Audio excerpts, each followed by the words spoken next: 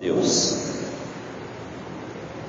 Quando cheguei a Troade para pregar o Evangelho de Cristo, vi que uma porta se havia aberto para mim no Senhor. No entanto, não tive tranquilidade no meu espírito, porque não encontrei o meu irmão Tito. Por isso, despedindo-me deles, parti para a Macedônia.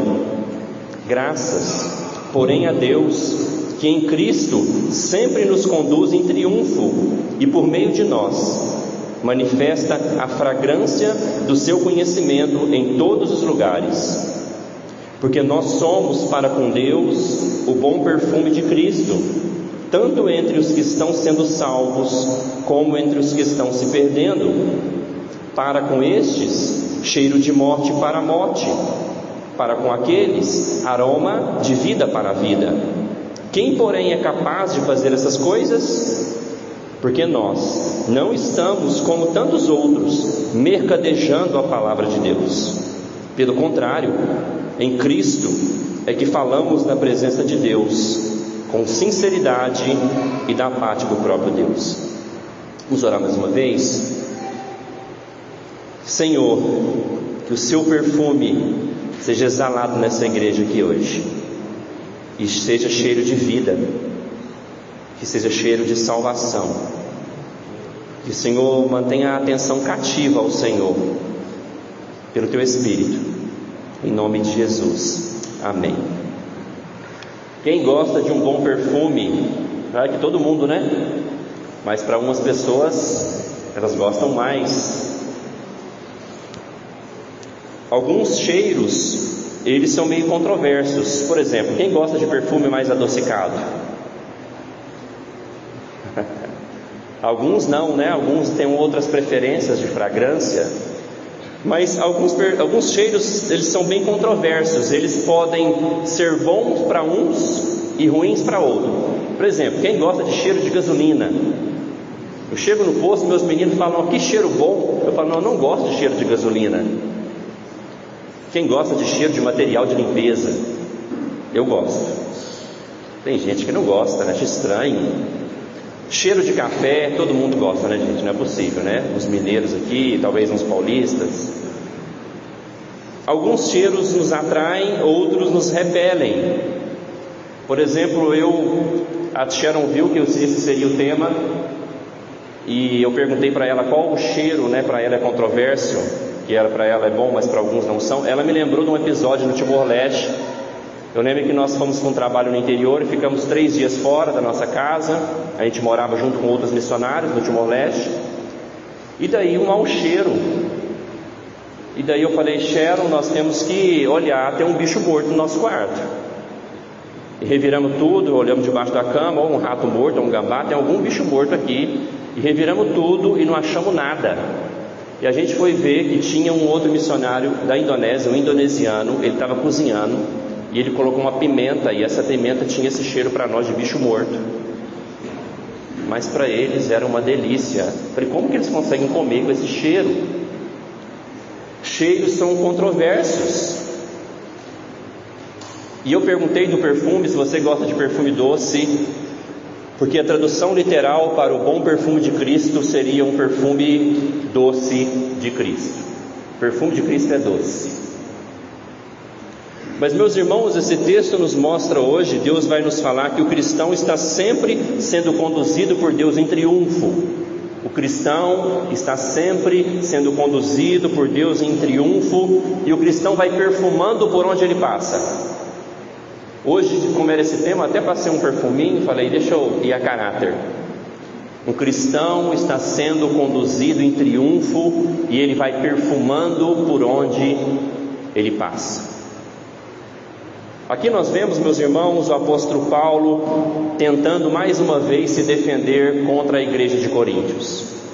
A igreja de Coríntios tinha grandes problemas com o apóstolo Paulo, e ele nos mostra aqui que teve um momento que, mesmo Deus abrindo uma porta para ele não teve tranquilidade de ficar ali. Ele vai falar no versículo 12 que foi uma porta aberta para ele pregar, aberta pelo Senhor, mas ele não teve tranquilidade no espírito, porque ele não encontrou Tito. Deixa eu explicar para vocês o contexto aqui.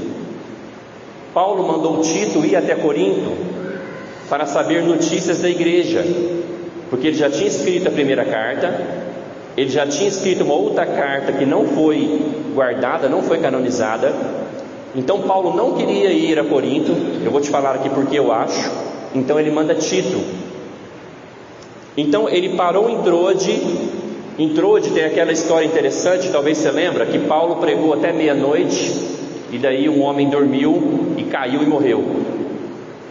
Então o ministério em Troade estava sendo bom, Deus abriu uma porta para Paulo, mas ele fala que não teve tranquilidade de ficar ali, porque ele não encontrou Tito.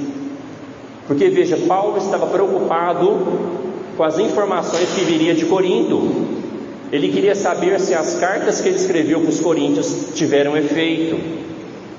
Com você já foi assim? Você está num lugar, parece que Deus abriu aquela porta, porque Deus é que abre portas para o Evangelho. Deus abre o coração das pessoas para o Evangelho, mas Deus também abre portas para o Evangelho. Mas mesmo assim Paulo não teve tranquilidade de ficar ali.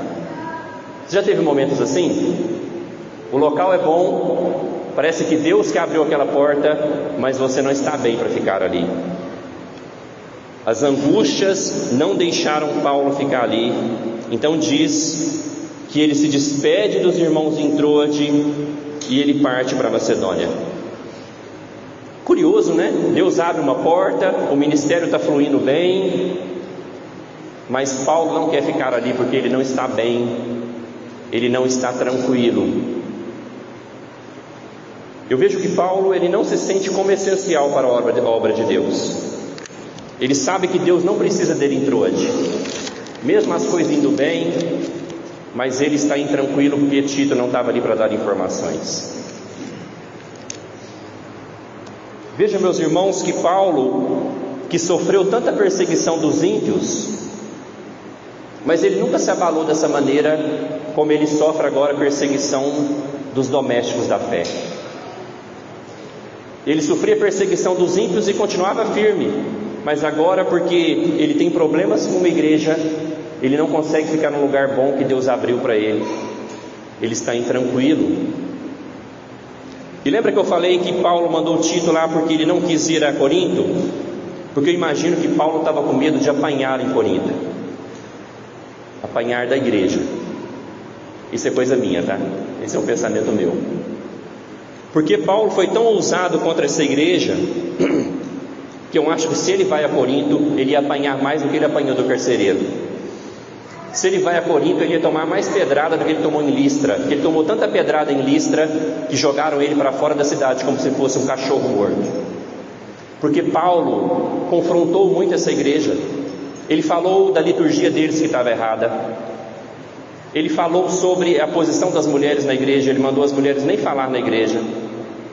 Ele falou que as mulheres naquela igreja que deviam usar o véu, que era uma tradição cultural da época, que as mulheres não estavam usando mais.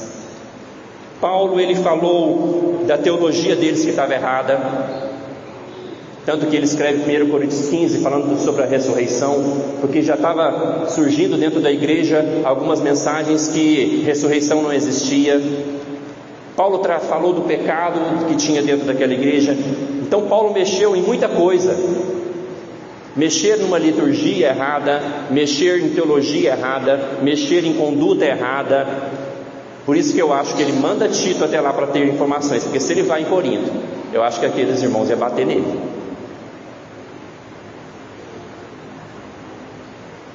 Mas, meus irmãos, veja que Paulo, mesmo intranquilo, diz que ele não tinha tranquilidade no seu espírito para continuar o ministério em Troade. Mesmo que ele intranquilo, mesmo que ele despede e vai para Macedônia, ele começa o versículo 14 dando graças a Deus. Mesmo mal, ele dá graças a Deus,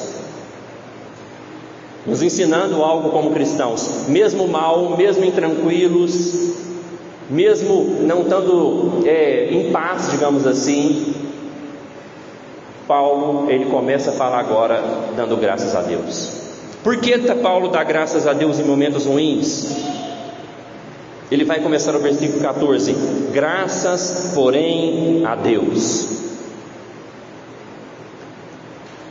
E ele usa agora, meus irmãos, uma figura de um exemplo de uma marcha de vitória de militar em Roma. Ele começa a usar agora um exemplo de uma marcha de vitória militar em Roma. Então ele fala que Deus sempre nos conduz em triunfo. Era comum quando um exército no Império Romano tinha vitórias contra outros povos, daí vinha o general na frente, daí vinham os soldados seguindo o general, e daí vinha atrás, presos, os inimigos que foram presos. E naquela marcha triunfante de vitória, diz que era comum eles queimarem incenso e perfumar os soldados e o general com aquele incenso. Então a marcha triunfante da vitória entrava na cidade, era perfumada pelo incenso, e eles iriam agora entrando na cidade, cantando vitória, porque os deuses, deles deram vitória contra outros povos. Então aquele cheiro era jogado nos soldados, aquele incenso era aspergido sobre os soldados e sobre o general que estava à frente da batalha. Então, para quem era do povo vencedor, aquele cheiro era um cheiro bom, era um cheiro de vitória.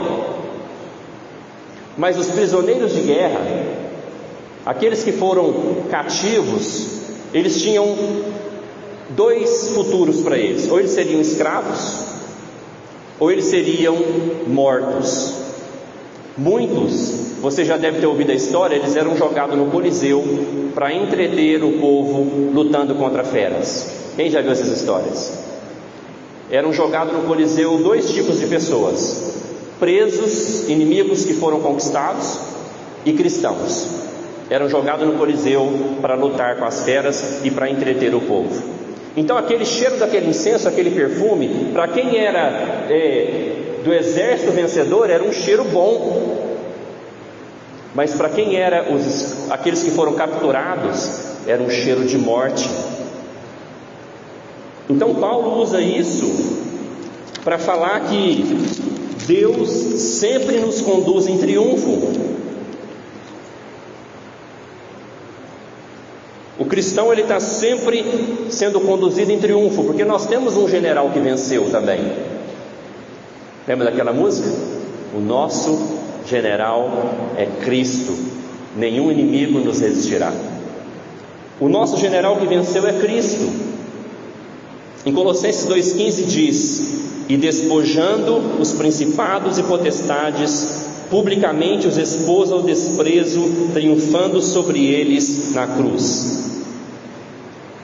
Jesus, ele triunfou na cruz, e diz que ele expôs ao desprezo os seus inimigos, o diabo, ele expôs ao desprezo o pecado, ele expôs ao desprezo a morte, porque ele venceu todos os inimigos naquela cruz. E usa a palavra em Colossenses 2,15, que ele despojou os principados. O que é despojar?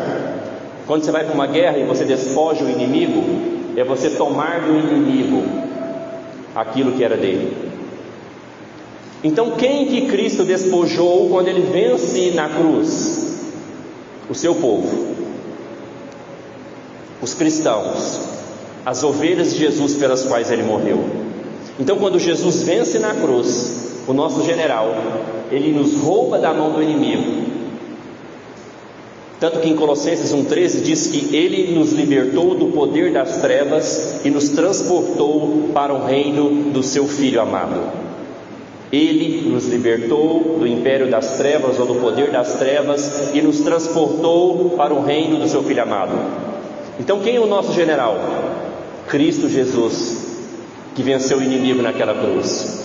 Quem somos nós? Esse povo que está seguindo Jesus. Então, por causa do nosso general, meus irmãos, aqueles que seguem Jesus, eles fazem parte da marcha triunfal de Jesus. Nós fazemos parte dessa marcha triunfal de Cristo.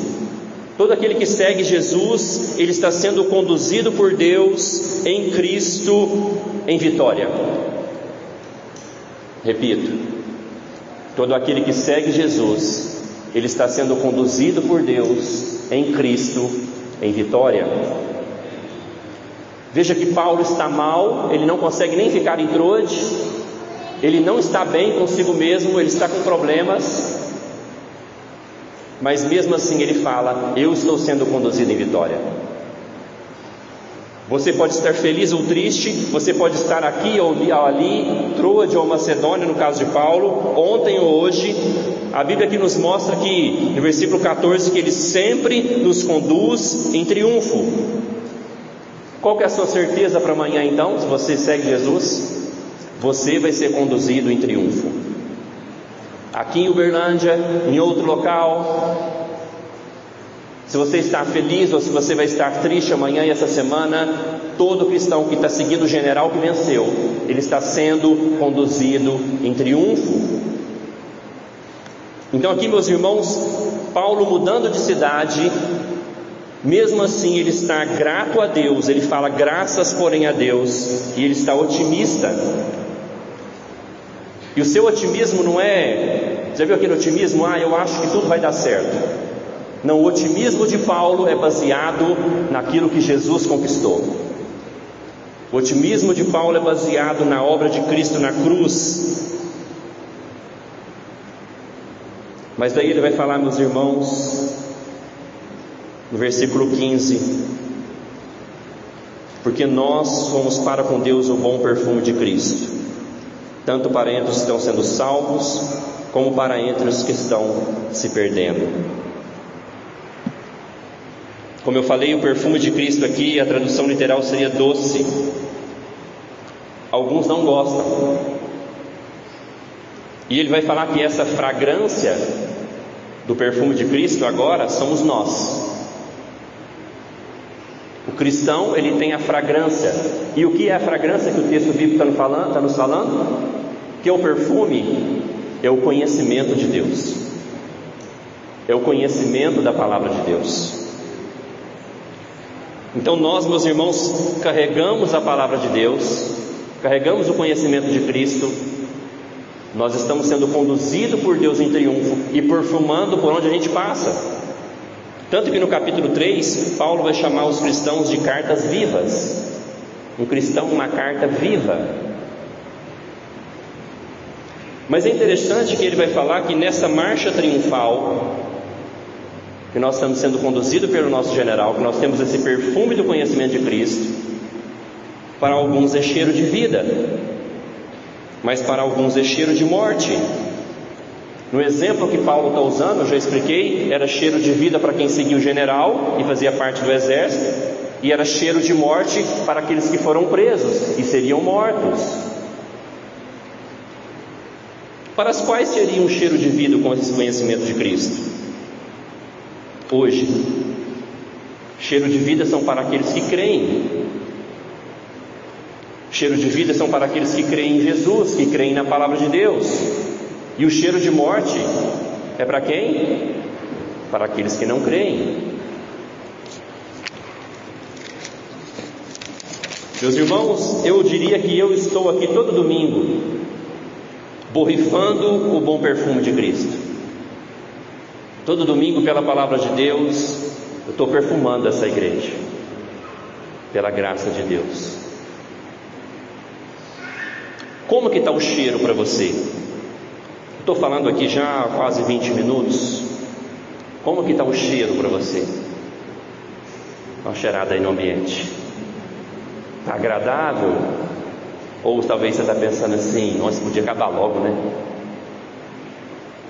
O bom perfume de Cristo, meus irmãos, é o conhecimento da palavra de Deus. Ele vai falar isso no final do versículo 14. Nós manifestamos a fragrância do seu conhecimento em todos os lugares.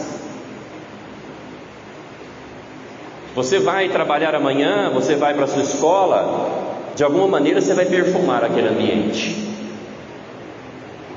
E não estou falando para você tomar um banho de perfume lá e chegar lá e todo mundo notar que você chegou, não.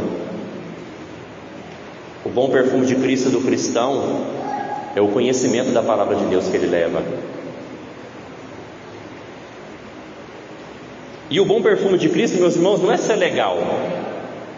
Fala assim: nossa, lá no meu trabalho eu estou perfumando porque todo mundo gosta de mim. Não é isso.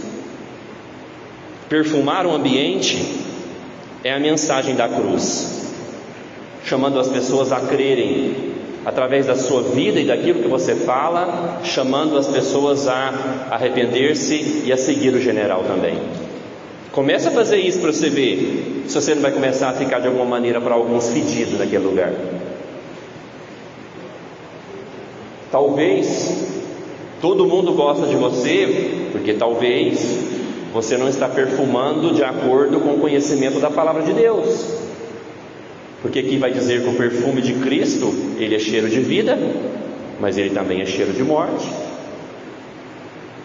O bom perfume, meus irmãos, é a mensagem da cruz, é a pregação do Evangelho. Um dia, toda a terra vai estar perfumada. Em Abacuque 2,14, a palavra de Deus diz: porque a terra se encherá do conhecimento da glória do Senhor, como as águas cobrem o mar. Um dia toda essa terra vai estar cheirosa, vai com conhecimento da palavra de Deus, como as águas cobrem o mar. E daí o apóstolo Paulo, ele parece que ele pergunta para ele mesmo no final do versículo 16, vamos ler o versículo 16 todo: para com estes, cheiro de morte para a morte, para com aqueles, aroma de vida para a vida. Quem, porém, é capaz de fazer essas coisas? Quem, porém, é capaz de fazer esse cheiro ser bom? Eu sou capaz? Não. Só Deus é capaz de fazer com que um morto goste desse cheiro. Só Deus é capaz de mudar o coração de alguém para que o conhecimento da palavra de Deus seja algo que te atraia. Só Deus é capaz disso. O apóstolo Paulo não é. Eu não sou. Mas, meus irmãos, Paulo, ele continua se defendendo contra aquela igreja. E ele vai falar no 17 que ele é de fato alguém que carrega o perfume de Cristo, porque ele fala: porque nós não estamos, como tantos outros, mercadejando a palavra de Deus. Pelo contrário, em Cristo é que falamos na presença de Deus com sinceridade e da parte do próprio Deus. Paulo ele está se defendendo porque os coríntios acusavam das reais motivações de Paulo. Eles acusavam ele, que ele não era talvez um apóstolo, que ele mudava muito de lugar. E daí Paulo está mais ou menos se defendendo aqui. Ele está falando: não, eu estou sempre sendo conduzido por Deus em triunfo, e por onde eu passo eu carrego perfume. E agora ele pega e fala: eu não sou um mercadejante da palavra de Deus como tantos outros são. Porque depois da saída de Paulo de Coríntios, surgiram outros apóstolos, falsos apóstolos. E Paulo está falando: eu não sou um mercadejante da palavra de Deus como tantos outros.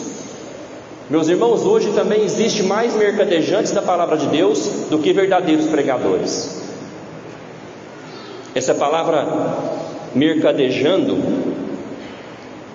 seria mais ou menos a palavra mascate. Quem lembra dos mascates?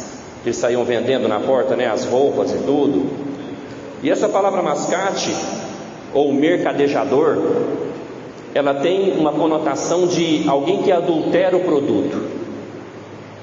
Eu lembro que eu morava numa cidade pequena, e daí lá eles passam vendendo leite na porta, né? Naquele litrão, R$5, 2 litros. E daí eu tomava aquele leite. Um dia eu comentei com um nativo, eu falei: o leite aqui ele é meio ralo. Pastor, você é tão inocente, né? Mistura a água no leite para dar mais volume. Então seria mais ou menos isso. Paulo está falando assim: os mercadejadores da palavra de Deus, os mascates, eles de alguma forma misturam a água no leite para que a mensagem ela seja mais fácil, mais rala, mais palpável, mais fácil de digerir. E Paulo fala: eu não sou um desses, eu não sou um mercadejador da palavra de Deus. Trazendo para o exemplo que eu dei, Paulo está falando: eu não misturo água no leite, eu entrego para vocês o leite puro. O que seria o leite puro de um pregador, meus irmãos? O verdadeiro pregador, ele fala de lei, mas ele fala de graça. O verdadeiro pregador, ele fala sim do amor de Deus, mas ele também fala da ira de Deus. O verdadeiro pregador, ele fala sim do céu, mas ele também fala do inferno. O verdadeiro pregador, ele chama ao arrependimento e fé. O verdadeiro pregador fala de Jesus como um cordeiro manso, mas fala também do leão da tribo de Judá, que ruge. Cuidado com pregadores que misturam água no leite. Cuidado com pregadores que o perfume cheira bem para aqueles que são para a morte.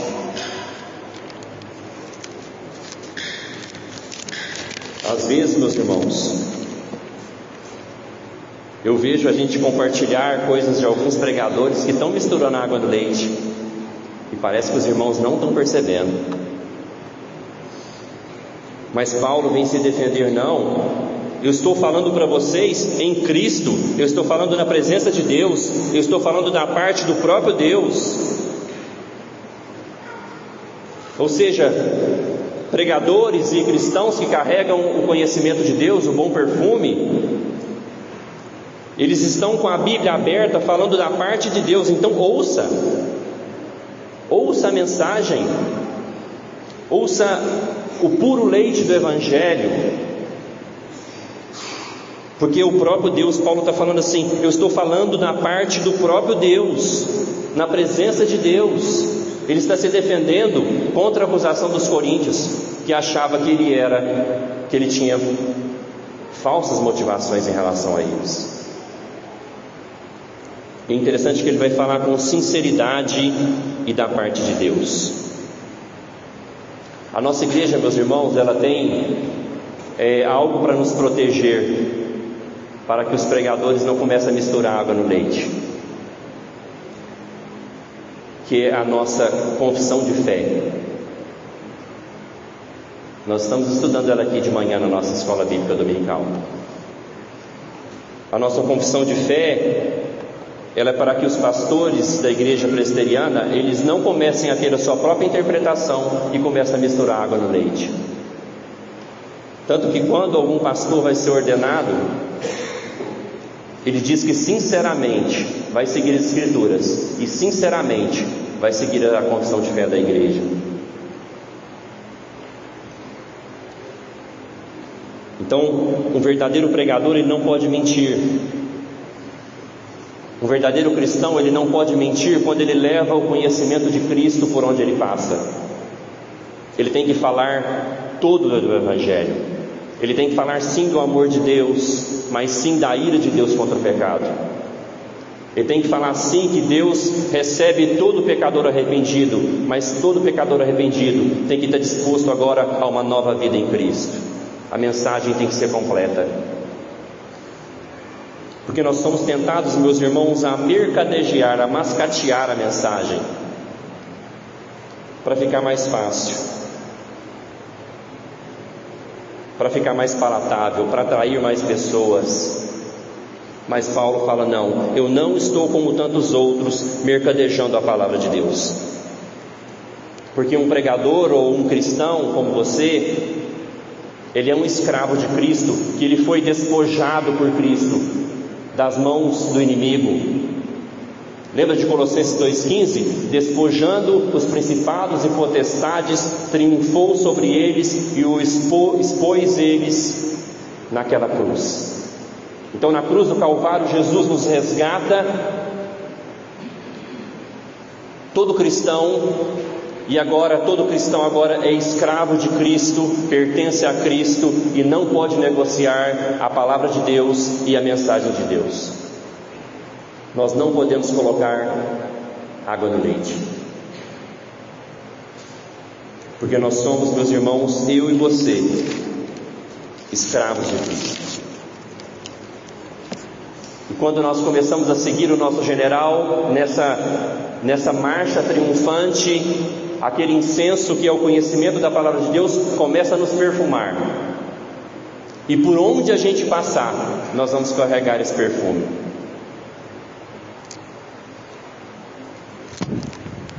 Então, meus irmãos, como Paulo não estava bem, estava intranquilo, mas essa não é a grande questão da vida dele.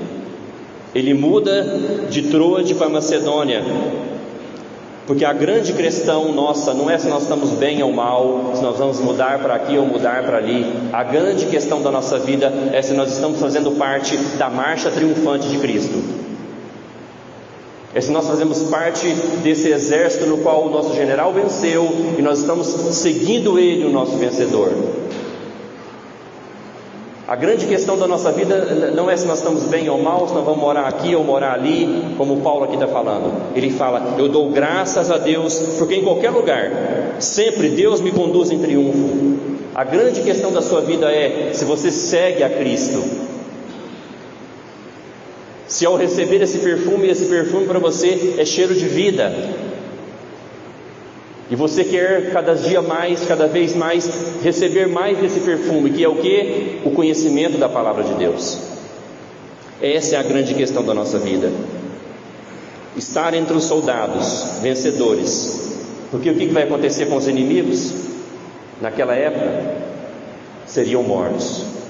Por isso aquele incenso, aquele cheiro, era cheiro de morte para eles.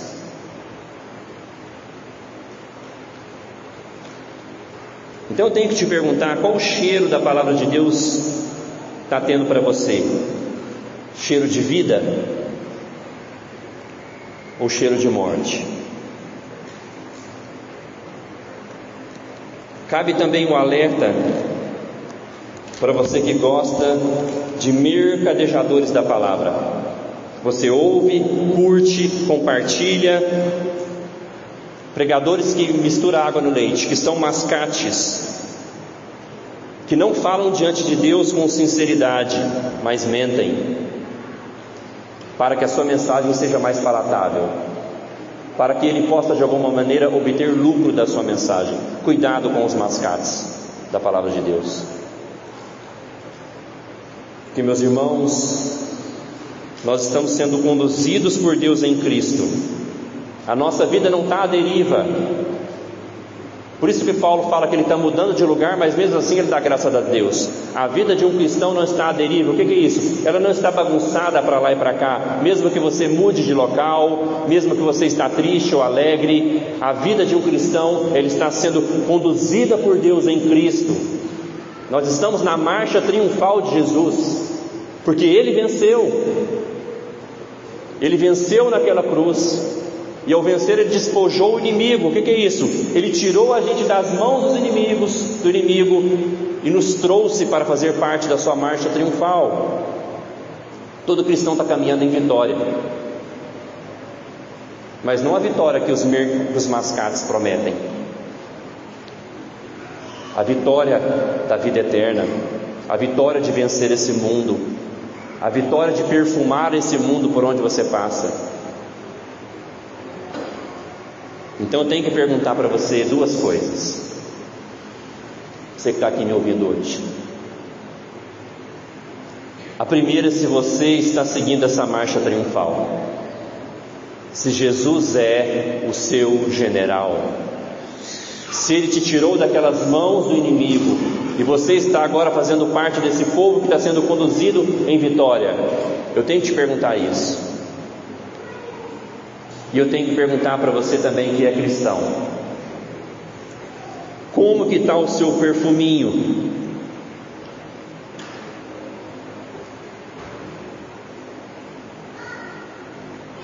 Você fala: pastor, vou comprar um perfume novo. Não é isso que eu estou falando, você está me entendendo, né? Talvez você fale: o frasco está acabando, vou comprar um novo. Por onde você passa? Amanhã, na segunda-feira, você vai trabalhar, você vai estudar. Aquele lugar ali está sendo perfumado pelo conhecimento de Cristo através da sua vida. Porque nós temos duas certezas quando nós levamos o conhecimento de Deus: cheiro de vida para os que são da vida, e cheiro de morte para os que são da morte. Quem é capaz de fazer essas coisas. Eu, você, não. Nós só levamos o perfume, nós só levamos o conhecimento. Quem é capaz de fazer essas coisas é o próprio Deus, o Senhor Jesus.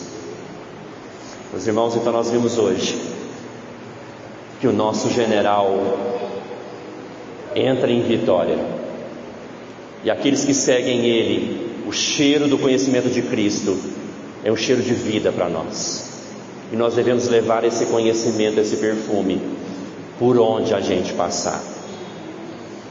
Oremos.